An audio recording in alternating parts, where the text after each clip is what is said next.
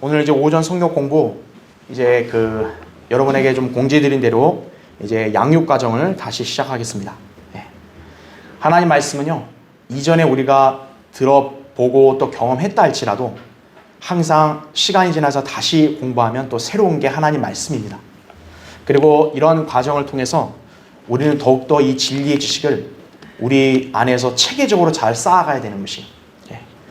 그래서 이 양육 과정은 이제 여기 혹시 여러분들은 아마 대다수 이렇게 이 과정을 아마 안 들어보셨을 거예요. 그래서 다시 한번 이게 기회를 잡아서 이렇게 한번 몇 주에 걸쳐서 일단 성경의 어떤 체계적인 그런 진리의식을 잡는 차원으로 공부하겠습니다. 자, 오늘 첫 번째 시간은 하나님의 뜻을 분별하기입니다. 굉장히 그리스도인의 생애 참 관심사죠. 왜냐하면 우리는 우리 자신의 의지나 뜻으로 사는 게 아니고 하나님의 뜻에 따라 사는 그런 자녀이기 때문에 우리를 향한 하나님의 뜻을 분별하는 건 굉장히 중요합니다. 그렇죠? 자, 그런데 하나님의 뜻을 분별하려면 일단은 먼저 조건이 있어요. 그것은 그리스도인들 모두가 헌신을 해야 돼요. 이 헌신의 개념을 오해해서 마치 전담 사역에 뛰어들어야 되는 줄 아는데 그렇지 않아요. 그리스도인은 사역자가 다 되는 것은 그냥 하나님께서 누구누구를 선별해 쓰시는 거지 내가 하겠다고 되는 게 아니에요. 그러나 여러분의 몸은 이미 주님께서 피로 다 값주고 사셨어요. 그러니까 여러분의 몸은 이제 여러분의 것이 아니에요. 하나님의 것이기 때문에 여러분이 하나님께 자신의 몸을 산 제물로 드리겠다라고 그렇게 고백하고 실제로 그렇게 몸을 드림으로써 여러분 자신이 아니라 하나님을 위해서 사는 사람이 바로 헌신한 사람이다라는 거죠. 그러니까 모든 그리스도인들은 다 헌신을 함으로써 하나님의 뜻에 합당한 삶을 살아야 되는 것이에요. 그게 인생을 낭비하지 않는 길이다라는 거죠. 그렇죠? 네. 자, 그래서 하나님의 뜻을 분별하는 그런 것이 어떻게 해야 되나 한번 보겠습니다. 자, 먼저 교환의 매뉴를 보면, 자, 하나님의 뜻을 발견하는 것은 지상의 모든 그리스도인들에게 당면한 문제이며 그 문제의 관건은 어떻게 하나님의 뜻을 확신하는가에 있다 이거죠. 그리스도인의 책임은 자신에 대한 하나님의 뜻과 계획이 무엇인지 배우고 발견하는 것이다 이거죠. 한 유명한 설교자는 우리를 향한 하나님의 뜻을 발견하고 그것을 성취하는 사람은 가장 성공한 사람이라 했어요. 유명 인사가 성공한 게 아니에요. 가장 좋은 대학 나왔다 그 성공한 게 아니에요. 하나님의 뜻을 발견하고 그것을 그대로 행하는 사람이 인생을 가장 성공한 사람인 거예요. 자, 인생의 성공을 측정하는 참된 척도, 사회적 지위, 돈, 명성, 영향력이 아니라 하나님께서 자기에게 원하시는 것을 발견하고 그것을 행했는가의 여부에 달려있는 것이다 이거죠. 그러니까 우리 그리스도인들은 하나님의 뜻을 알아야죠. 자, 성경에서 하나님의 뜻이 무엇인가 이 개념을 우리가 잘 알아야겠고 또 그 개념 가운데서 그러면 하나님은 나에 관해서 어떤 뜻을 갖고 계시는가 이거를 여러분이 이 믿음의 생활을 통해서 계속 발견하고 그대로 행해야 된다는 거예요. 그러니까 그렇게 산 사람은 시행착오를 안 겪는 거예요. 근데 만약에 그렇게 인생을 안 살고 순간 조급하게 자기 의지나 자기 지혜대로 살게 되면 어떻게 돼요? 그 사람은 인생에서 분명히 실수를 하게 되고 또 시간을 낭비하는 우를 범할 수 있다는 거예요. 그래서 하나님의 뜻을 잘 발견해야 됩니다. 그래서 오늘 이 성경 공부를 통해서 하나님께서 우리를 통해 이루시고자 하는 바가 무엇인가 알고 그거를 성취하는 삶을 살 수 있게 되기를 바라는 차원입니다. 자, 그럼 먼저 세 가지 하나님의 뜻이 있다는 것을 먼저 보겠습니다. 자, 여러분 한번 성경을 찾아볼게요. 로마서 보십시오. 로마서 12장 1절부터 2절입니다.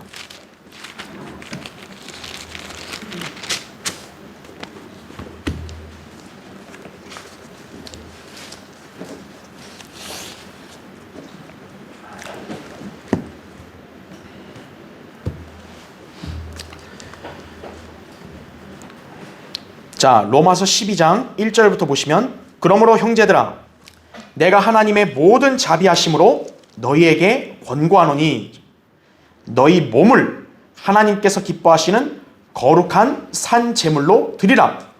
이것이 너희가 드릴 합당한 예배니라 그랬습니다. 그러니까 진정한 예배는요, 빈손으로 오는 게 아니에요. 하나님 앞에 바쳐야 돼요. 근데 바치는 게 돈을 바치는 게 우선이 아니고 자기의 몸을 산 제물로 하나님께 드려야 되는 거예요. 그게 합당한 예배라는 거죠. 구약시대는 동물을 드렸잖아요. 하지만 신약은 우리가 동물의 피로 구속받은 게 아니기 때문에, 우리는 예수 그리스도의 피로 구속받았기 때문에 그 구속받은 우리의 몸을 산 제물, 몸이 살아있잖아요, 우리가 지금. 그렇죠? 그렇게 드리는 것이 그게 예배입니다. 자, 그래서 이게 바로 헌신이에요. 제가 아까 얘기한 그대로 헌신을 먼저 해야 이제 하나님께서 여러분의 그런 섬김, 그런 또 예배 기쁘게 받으시는 거예요. 자, 2절을 보세요. 그러면 헌신한 사람은 어떻게 되냐? 2절을 보면 너희는 이 세상과 일치하지 말고 그럽니다. 자, 일반 기독교인들에게는 참 상상을 못할 일이죠. 아, 세상과 좀 어울려서 좀 소통하고 이러면 안 됩니까? 구원받은 성도에게 헌신 다음에 그 다음 요구하는 게 바로 성별이에요. 이 세상과 일치하지 말라 이거예요. 세상은 이렇게 사니까 나도 이렇게 살겠습니다. 그러지 말라는 거예요. 세상에서 그렇게 사는 게 정답이라는데요? 그건 세상 사람들의 관점이라는 거죠. 하나님의 관점에서는 세상이 하는 것이 정답이 아니에요. 그래서 일치하지 말라는 거예요. 세상은 어떤 걸 추구하죠? 돈 많이 벌고, 시집장가 잘 가고, 그리고 유명해지고, 그래야 성공을 알잖아요. 그런 거랑 일치하지 말라 이거죠. 예. 자, 그럼 어떻게 하지 보세요. 너희 마음을 새롭게 함으로써 변화를 받아. 자, 거기에 뜻이 어떻게 정의해야 됩니까? 하나님의 선하시고 기뻐하시고 온전하신 뜻이 무엇인지 입증하도록 하라 이거죠. 그리스도인은 이런 삶을 살아야 된다는 거예요. 자, 그럼 이제 교환으로 넘어올게요. 자, 교환의 밑에 1번 보세요. 첫 번째. 자, 하나님의 그러면 선하신 뜻, 기뻐하신 뜻, 온전하신 뜻이 무엇인가? 정의를 일단 보면요. 하나님의 선하신 뜻은 말 그대로 그리스도인은 선을 행해야 한다라는 거예요. 그리스도인은 그릇 행하거나 죄를 짓지 않아야 한다라는 거죠. 그러니까 하나님께서 자녀들에게 갖고 계신 기본적인 거, 가장 기본적인 거는 당연히 선을 행해야 돼요. 그리스도인이 거짓말한다든지요, 도둑질한다든지요, 또는 뭐 간음이라든지 무슨 살인을 한다든지 그러면 안 된다는 거죠. 그리스도인은 선을 행해야 돼요, 기본적으로. 물론 선한 생활을 하기는 하지만 하나님께서 그 생활에 특별한 관심을 갖지 않으실 수 있다라는 거죠. 이는 하나님께 상을 받는 일을 하지 않았기 때문이라는 거죠. 그러니까 내가 선을 행했다 해서 하나님이 그 사람에게 가장 요구하는 것이 너는 그냥 선만 행해라, 그게 아니에요.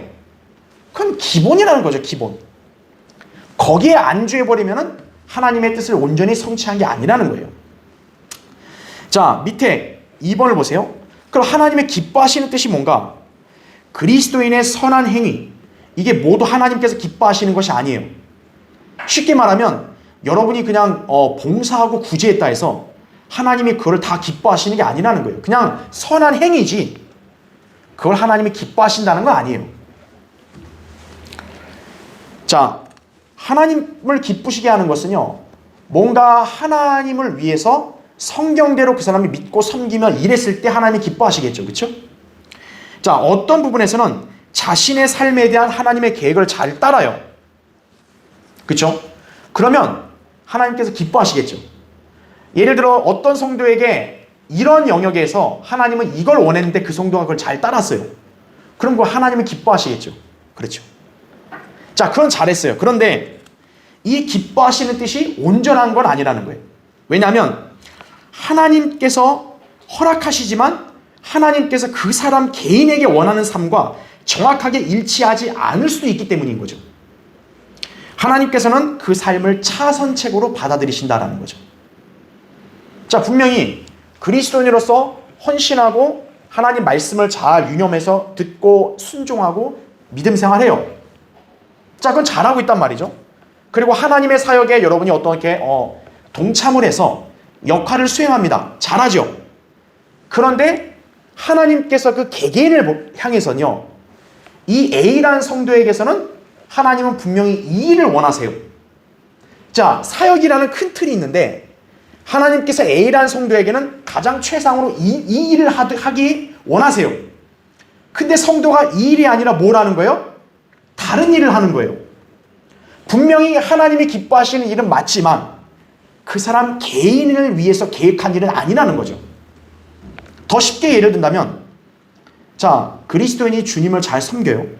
근데 하나님은 그 사람을 전담 사역으로 부르기 원하세요. 근데 이 사람이 목사나 전담 사역을 하기 싫어가지고, 난 그건 안 하겠습니다. 그냥 직장 다니고 그냥 열심히 그냥 믿음 생활만 하겠습니다. 자, 당연히 하나님 기쁘시게 할 수 있겠지만, 하나님이 그 사람을 향해 갖고 계신 계획은 뭐예요? 너는 설교자를 해야 된다 이거예요. 너는 사역을 해야 된다 이거예요. 근데 그 영역에 대해서 안 따르고 그냥 다른 성도같이 생활하려고 한다. 하나님이 보실 때 온전하신 뜻으로 사는 건 아니라는 거죠, 그게. 예. 하나님은 성도 각인에게 다 계획을 갖고 계세요.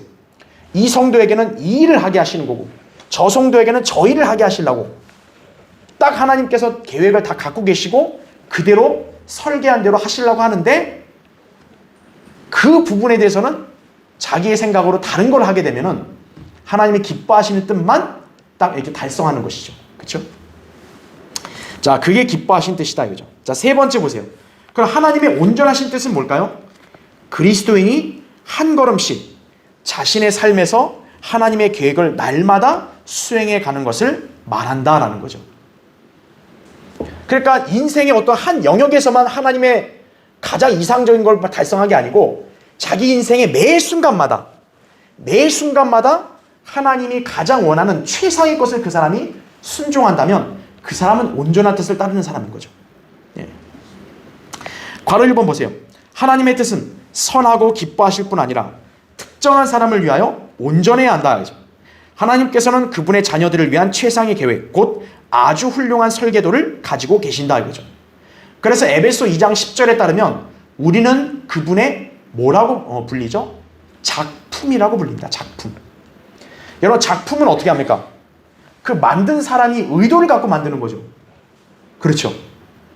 그럼 만든 사람이 이렇게 하면 이렇게 써야 될 거 아니에요. 예를 들어 대장장이가 망치를 만들었어요. 그럼 망치 만들어서 망치는 뭐 해야 돼요?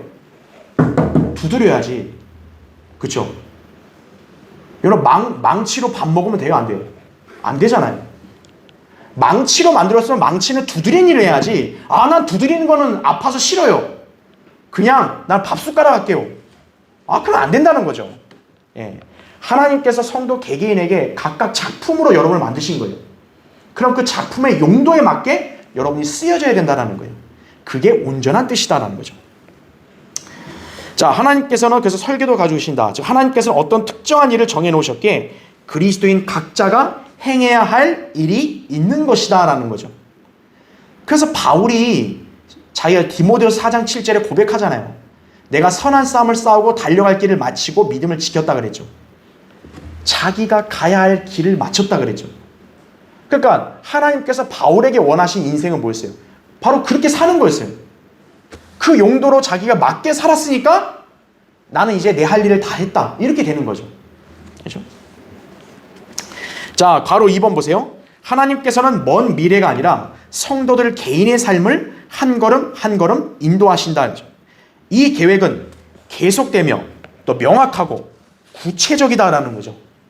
시편 37편 23절에는 선한 사람의 걸음은 주께서 정하신다 그랬어요. 그래서 하나님께서 그 자녀들의 걸음을 딱 정해놓으세요.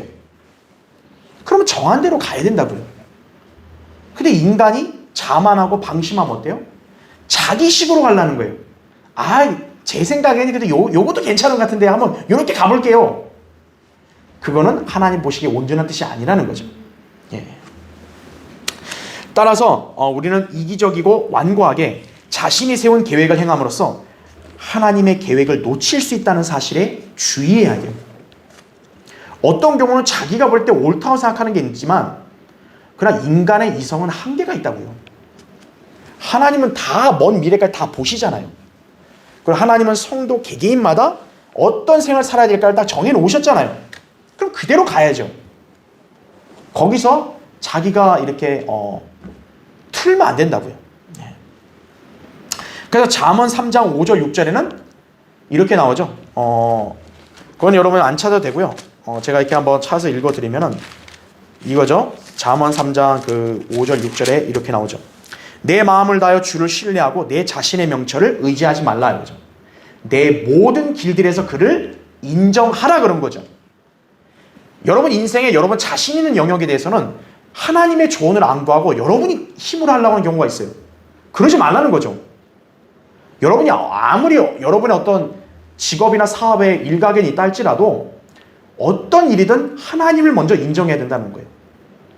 그러면 그게 나오죠. 그가 내 길들을 지도하시리라 이거죠. 이게 바로 온전하신 뜻을 행하는 성도의 자세다. 이렇게 여러분이 기억하시면 되겠습니다. 그래서 이 하나님의 선하신 뜻, 기뻐하신 뜻, 온전하신 뜻을 여러분이 그 비유로 어떻게 잘 이해할 수 있냐면 30배, 60배, 100배 열매 있죠? 여러분 많이 들어봤죠? 그거를 여기다 대입시키면 돼요. 그러니까 하나님의 선하신 뜻을 행한 사람은 30배 결실을 거둔 거예요. 자, 하나님의 기뻐하신 뜻을 행한 사람은 60배 결실을 거둔 거죠. 그러나 하나님의 온전하신 뜻을 행하는 성도는 100배의 결실을 거두게 되는 거예요. 네.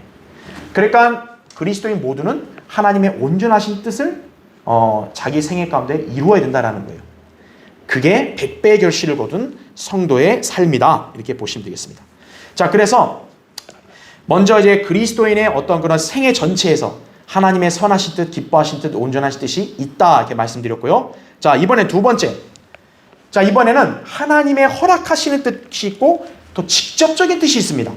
자, 이걸 또 여러분이 구분할 수 있어야 돼요. 자, 밑에 첫 번째 보세요. 1번. 하나님의 허락하신 뜻. 자, 여러분, 허락이라는 말이 이게 최상이니까 하나님이 허락했다 이 개념이 아니에요. 보세요. 하나님께서는 보다 큰 목적을 성취하시기 위해 때로는 기뻐하시지 않는 일이 발생하는 것을 허락하시기도 한다 이거죠. 이러한 예들은 성경 속에서 그리고 성경 밖에서도 많이 발견할 수 있다고 했습니다. 자, 밑에 볼까요? 바로 1번. 때로는 그리스도인들의 삶 속에 불행하게 보이는 일들이 일어나요. 그 순간에는 고난을 겪지 않는 것이 낫겠다고 생각하겠지만 하나님께서는 그러한 고난들을 통해서 그분의 자녀들을 온전케 하시려고 그들이 고난을 겪는 것을 허락하신다라는 거죠. 바울에게 왜 사탄의 육체한 가시, 사탄의 사자를 바울에게 왜 준 거죠? 바울이 잘못해서가 아니라 하나님께서 바울을 더 자고하지 않고 온전하게 하시려고 준 거죠.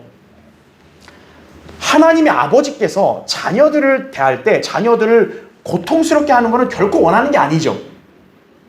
그런데 그 자녀를 더 성숙하게 만들기 위해서는 이러한 고난이 필요하다면 어떻게 하는 거예요? 고난을 통과하게 해야 되는 거죠. 그렇죠.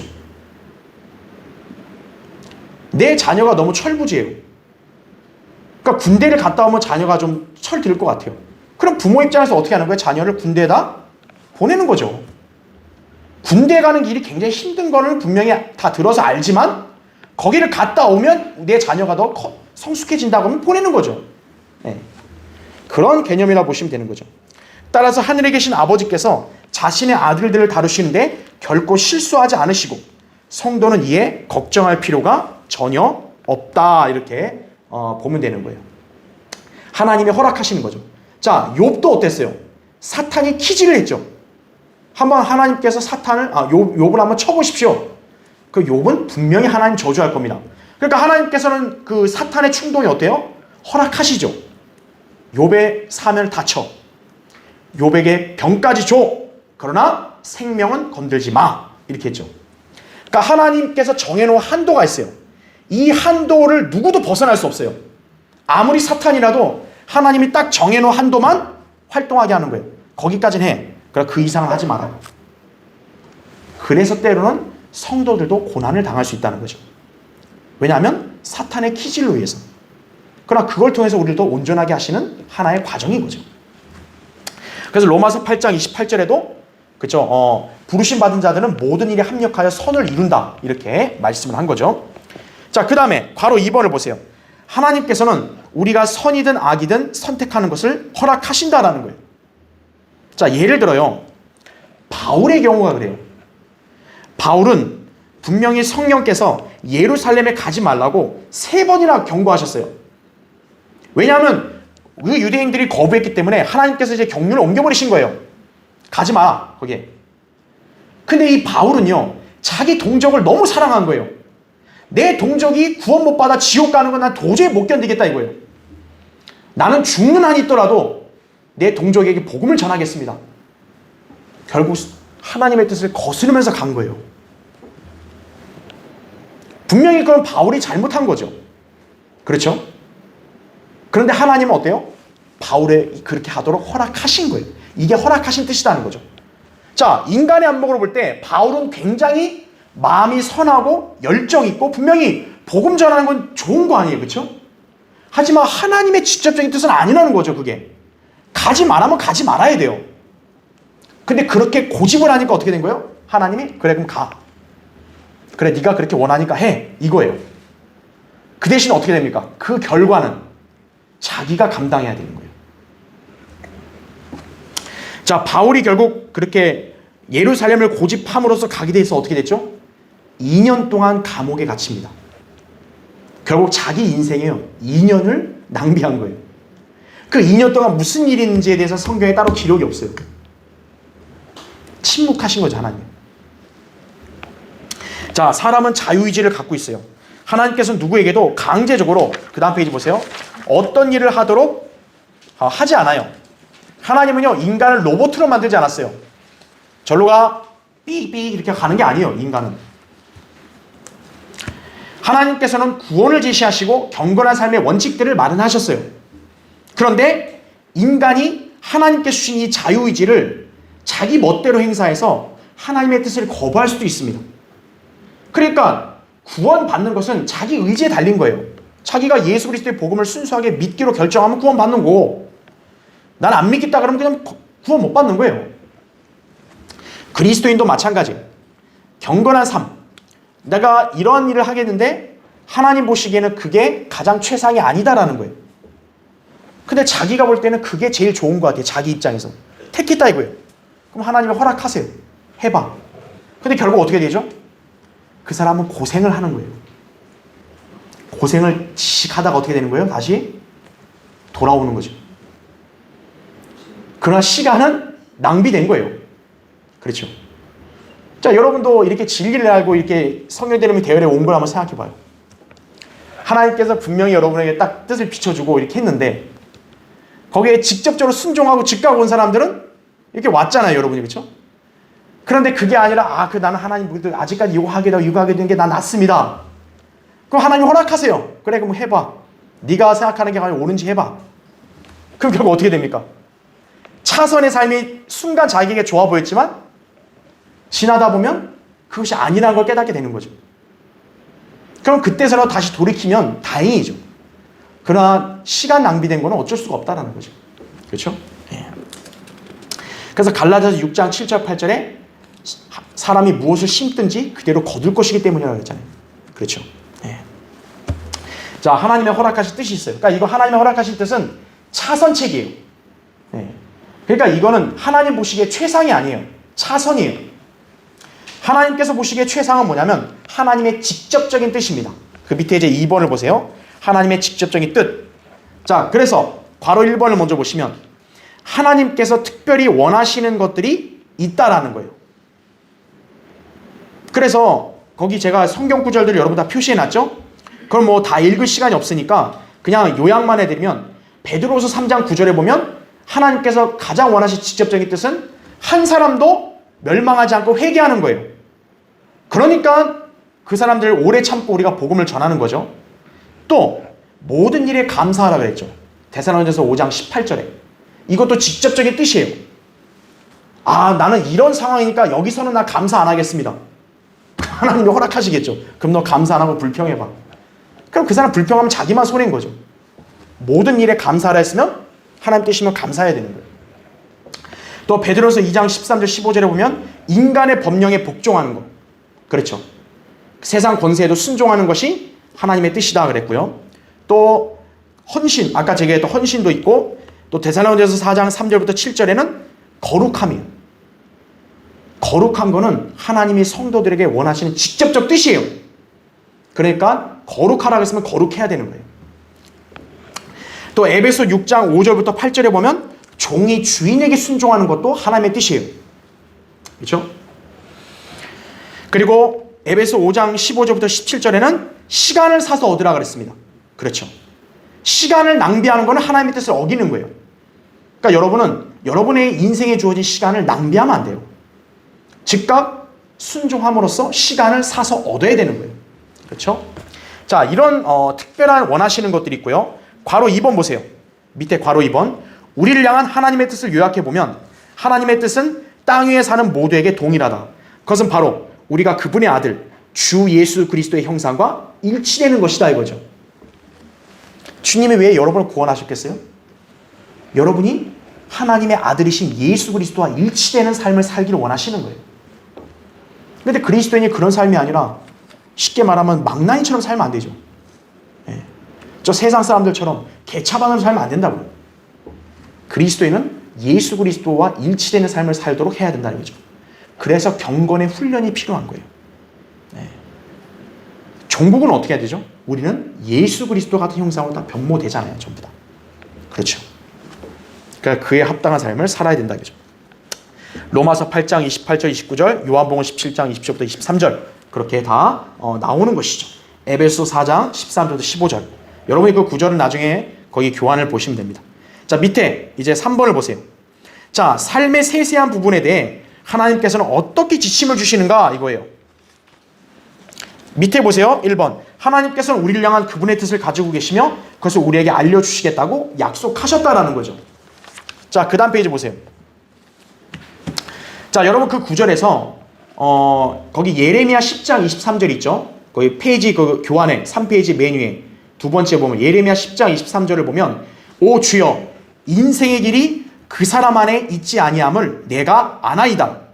그의 걸음을 인도하는 것이 걷는 그 사람 안에 있지 아니하나이다. 이렇게 말씀합니다. 여러분의 인생의 길은 여러분이 다 주관하고 갈 거라 생각하잖아요. 아니라는 거죠. 하나님께서 그 걸음을 아시는 거예요.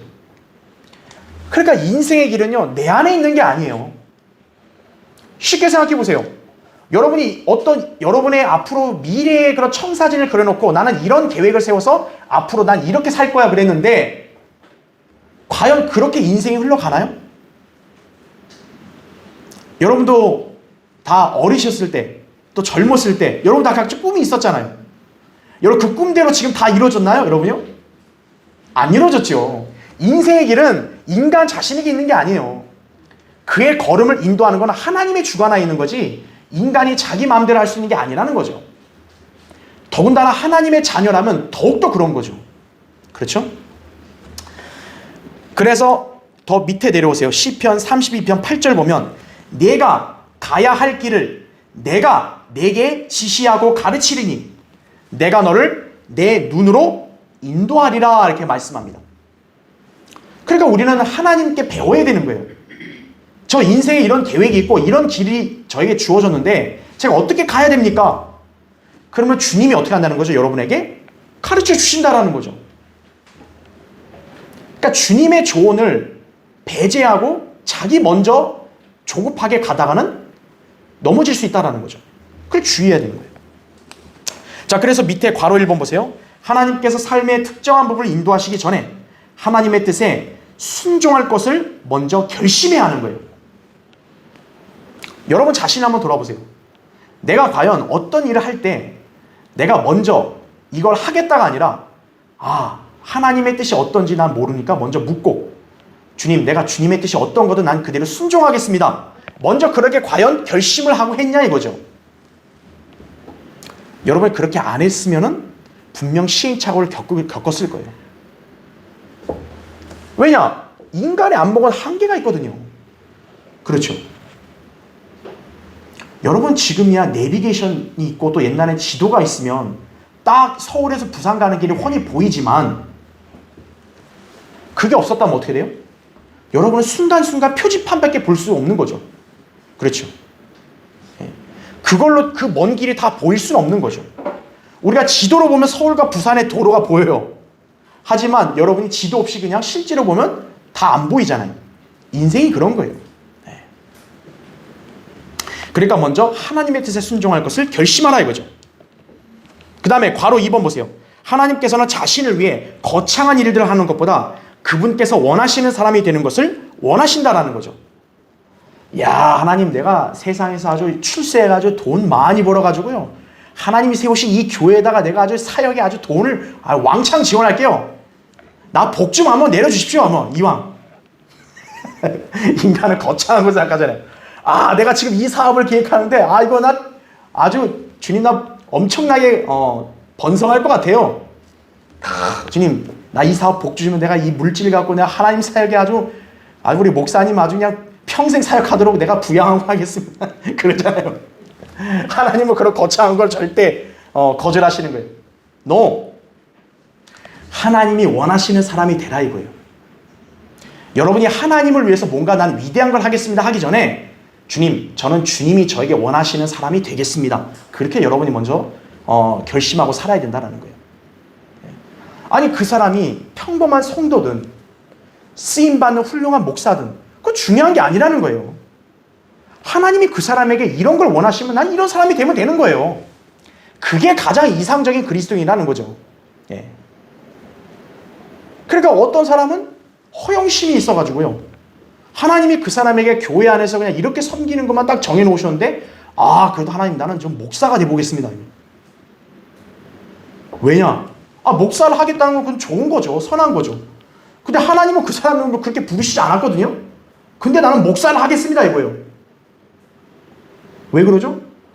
자기가 뭐 설교하고 이렇게 사람들에게 가르쳐가지고 이렇게 막 하나님을 더 드높이겠습니다. 그건 자기 생각이죠.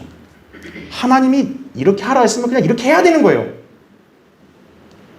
역으로 하나님이 그 사람을 종으로 불러서 사역을 시키려는데, 주님, 나는 목사보다는 나는 사업가가 돼가지고 돈 많이 벌고 나 이렇게 주님 다 뒤에서 서포트만 잘하겠습니다.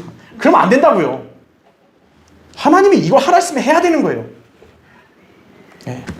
그게 중요한 것이다 이렇게 보시면 됩니다. 그래서 하나님께서는요, 그 밑에 보세요. 2번. 하나님께서는 우리를 위해 예비하신 모든 구체적인 계획들을 지금 한꺼번에 보여주시지 않은 이유가 있어요. 여러분이 가끔 때로는 답답할 수 있을 거예요. 주님, 제가 바보 같고 어리석으니까 주님, 도대체 제 인생은 앞으로 어떤 계획이 있습니까? 싹 펼쳐서 좀 보여주십시오. 하나님 그렇게 안 한다고요. 저 10년 뒤에 뭐 해야 되고 20년 뒤에 뭐 해야 되고 난 뭐 해야 됩니까? 난 언제 죽습니까? 좀 다 가르쳐 주십시오. 그렇게 안 하신다고요. 하나님은 딱 현재 있는 그 순간만 보여주시는 거예요. 자, 이유가 있어요. 왜 그럴까요? 괄호 1번. 그것을 시작하기도 전에 우리가 부담을 느낄 수 있기 때문이에요. 그렇죠. 그러니까 나 저런 삶 싫은데 나 싫어. 나 안 할래요. 그러면 안 되잖아요. 그렇죠? 그러니까 하나님이 보여주시지 않는 경우도 있어요. 그 다음에 괄호 2번. 그러한 것을 하기에는 우리가 아직 준비가 되지 않았을 수도 있다는 거죠. 그릇이 준비가 돼야 거기에 음식을 담죠. 여러분이 준비도 안 됐는데 하나님이 먼저 여러분에게 이걸 하라고 시키지 않으세요. 목자도 하나님이 처음부터 그 사람을 목자로 쓰겠다 해서 바로 쓰는 게 아니에요. 준비를 시키는 거예요. 그러니까 하나님의 준비 과정이 없이 자기가 섣불리 그냥 사역에 뛰어든다. 그럼 그 사람 낭패당하는 거예요, 나중에요. 그 다음에 3번. 하나님께서 원하시는 모습이 아직 되지 않았을 수도 있다는 거죠. 4번. 하나님께서 우리가 할 수 있을 때 우리가 무엇을 해야 할지를 보여주신다라는 거죠. 이 사람은 아직 할 수가 없어요. 근데 하나님이 보여주시면 이 사람은 허황되다. 이거 못 믿겠다. 이렇게 되는 거죠. 바로 5번. 자, 이것은 아이들에게 늘 한 질문으로 설명될 수 있는 거예요. 여러분, 우리 아이들, 우리 예를 들어 우리 하원이 하겸이한테 너 커서 뭐가 될래? 그러면 그 아이들은 뭐라고 얘기해요? 난 대통령이 될 거예요. 나 과학자가 될 거예요. 나 소방관 될 거예요. 나 경찰관 될 거예요. 나 선생님 될 거예요. 간호사 될 거예요. 그건 아이들의 관점에서 자기들의 현재 기준에서의 답이죠. 근데 그게 그대로 되나요? 만약에 걔네들 5살 된 아이들이 자기들 말대로 한다면요, 세상에는 대통령하고 장관이나 경찰관밖에 없을 거예요. 의사밖에. 그렇지 않겠어요? 가정주부도 있어야 되고 기술자도 있어야 되고, 그렇죠? 또 운전기사도 있어야 되고 또 이발사도 있어야 되고, 다양한 직업이 있잖아요. 근데 어린아이들은 그런 게 안 보이죠. 예. 나는 무조건 대통령이 된다. 지금 우리 입장에 대통령이라면 이건 조도 안 할 텐데 어릴 때는 대통령 하겠다 이거예요. 나는 과학자 하겠다 이거예요. 근데 애들 말대로 다 되면 어떻게 돼요? 세상은 다 누구밖에 없는 거예요? 대통령, 과학자, 의사밖에 없는 거예요, 전부 다.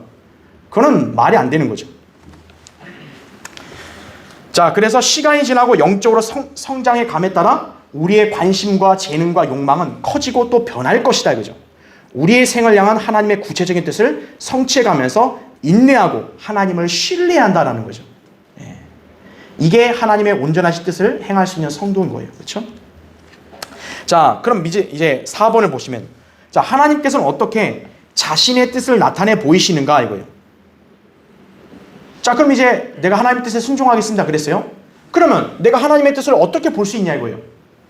먼저 밑에 1번 보시면 성경을 통해서 하나님의 뜻을 보여주신다라는 거죠. 다시 말하면 말씀이에요. 그러니까 왜 여러분이 말씀을 자꾸 상고해야 되고 말씀을 읽고 또 말씀을 자꾸 들어야 되냐면 그 말씀 가운데서 여러분의 생애에 하나님의 뜻을 비춰주신다고요. 변개된 성경은 안 되는 거예요. 변개된 성경은 저 개혁성경, 이 나라 교회들이 쓰는 개혁성경은 하나님이 절대로 조명 안 주시는 거예요. 그러니까 그런 성경을 가지면은 그 사람의 생애는 하나님이 인도하지 않으세요. 그러니까 빨리 그 사람들은 진리에 눈을 떠야 되는 거예요, 먼저. 자, 2번. 성경을 통해서 보여주시다고요. 그 다음엔 성령님께서 주시는 내적 확신을 통해 하나님의 뜻을 나타내 보여주신다라는 거죠. 요한복음 16장 13절에 보면 진리의 영이신 그분이 오시면 너희를 모든 진리로 인도하신다 그랬죠. 그분은 자신을 나타내지 않으시고 무엇이나 들은 것을 말씀한다 그랬죠. 또 너희에게 다가올 일들을 알려주시리라 하게 말씀했어요. 여러분에게 다가올 일들도 알려주신다라는 거죠. 그래서 이렇게 그리스도인들이 때로 어떤 문제에 봉착했을 때 뭔가 갈팡질팡할 때 성령님께서 여러분 안에서 강박관념을 줄 수도 있어요. 야, 너 저거 해. 너 저거 해. 또 반대로 저 성도에게 위험하다 싶으면 성령께서 막아요. 하지 마. 너 저 의견의 제안을 받지 마. 이런다고. 그런 경우도 있다는 거죠. 성령님께서 때로는 강박관념으로 그렇게 주시기도 하는 거예요. 네. 그러니까 여러분이 기억해야 될 거는 바로 하나님 말씀을 늘 사모하고 이렇게 묵상하는 성도는요, 성령님께서 그 사람 안에서 때로는 역사하는 거예요. 이런 거 해, 하지 마, 이런 식으로. 자, 그 다음에 3번을 보세요.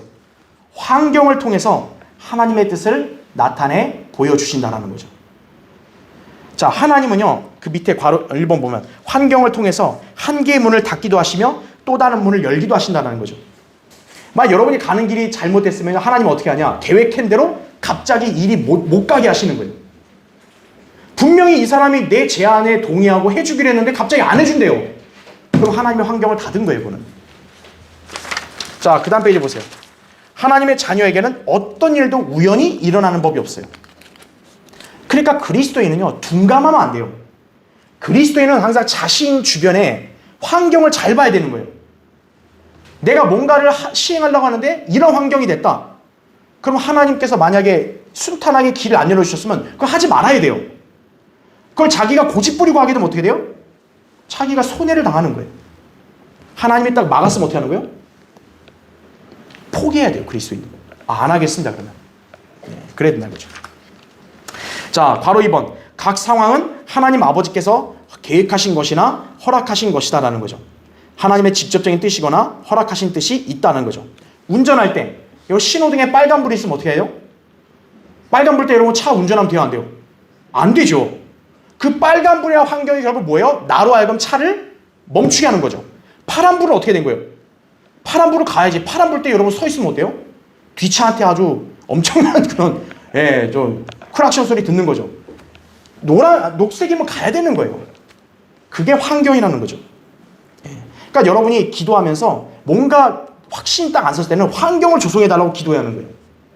그럼 하나님이 딱 환경을 조성해 주셔서 여러분이 할 수 있는 거를 막 순탄하게 하게 하시고 하나님 뜻이 아니면 딱 막아버리시는 거예요. 그걸 여러분이 경험할 수 있다는 거죠.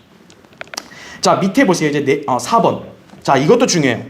하나님의 말씀과 더불어 성경대로 믿는 지역교회 목사와 영적인 사람들의 조언을 통해서 하나님의 뜻을 나타내 보여주신다는 거죠. 다시 말하면 하나님께서 내가 섬기라고 하는 그 지역교회 목자, 영적 지도자의 조언을 들어야 돼요. 하나님께서 때로는, 왜냐? 목자는 양들을 책임져야 되잖아요. 그러니까 그 목자에게 때로 하나님께서 지혜를 주시고 또 조명을 주셔서 그 성도의 문제를 딱 진단하게 하시는 거예요. 그래서 그 성도에게 야, 이 애한테는 이렇게 조언해라, 가르쳐 주시는 거예요. 그러니까 근데 그 목자가 시원찮은 사람은 어떻게 돼요? 엉뚱한 조언을 하겠죠. 그러면 손해보는 거고, 그 목자가 하나님의 신실한 종이면 현명한 조언을 할 거란 말이에요. 그럼 그 조언을 들어야 되는 거예요. 근데 때로는 어떤 성도는요, 목자에게 상담을 하러 왔대요. 근데 이건 상담하는 게 아니라 통보하러 온 거예요. 통보. 아, 나 이렇게 할 거예요. 그럼 그걸 왜 얘기해요? 자기가 하면 되지. 거기서 자기가 뭔가 또 하나의 그 희망을 얻으려는 거예요. 아, 내가 이렇게 하려는 게 옳다라는 거를 목사 입을 통해서 답을 얻으려고. 나 이렇게 할 거예요. 괜찮죠? 그럼 여러분, 목사가 그 성도가 그렇게까지 결심했는데 막 무턱대고 반대하면 그 상처 입을 거 아니에요. 그럼 어쩔 수 없는 거예요. 그럼 그걸 하라고. 근데 가면 손해 당하는 거죠. 하나님께 여러분 기도할 때도 하나님, 제가 이걸 할 테니까 도와주세요, 이게 아니라는 거예요. 내가 하나님 이런 제안이 나에게 들어왔는데 이게 하나님 보시기에 합당하신 뜻입니까? 그러면 제가 하겠습니다. 그렇지 않다면 난 안 하겠습니다. 주님이 알려주십시오. 그렇게 했을 때 여러분이 하나님의 뜻을 간파해서 올바르게 선택할 수 있다는 거예요. 그러면서 때로는 여러분이 개인이 답을 못 얻으면 목자에게 와서 상담을 해야 되는 거예요. 이거 상담실 아니에요. 상담하라는 거예요. 그걸 숨기고 자기 혼자 하고 자기 혼자 실패해서 자기 혼자 상처받으면 안 돼요. 그건 누구도 책임 없는 거예요. 자, 그래서 잠언 1장 5절에도 현명한 사람은 듣고 학식을 늘릴 것이요 그랬죠. 명철한 사람은 현명한 조언들을 얻으리니 그랬다 이거죠. 잠언 24장 6절에도 현명한 조언으로 너는 내 전쟁을 하라, 좋은 자가 많아야 안전하니라 이렇게 말씀하죠. 잠언 11장 14절에도 의논이 없으면 백성이 망하나 의논자가 많으면 안전하니라 이거죠. 그래서 목사도요, 하나님의 사역을 자기 혼자 독단을 하는 게 아니에요. 때로는 성도들과 상의도 하는 거예요. 어떤 의견이 있는지.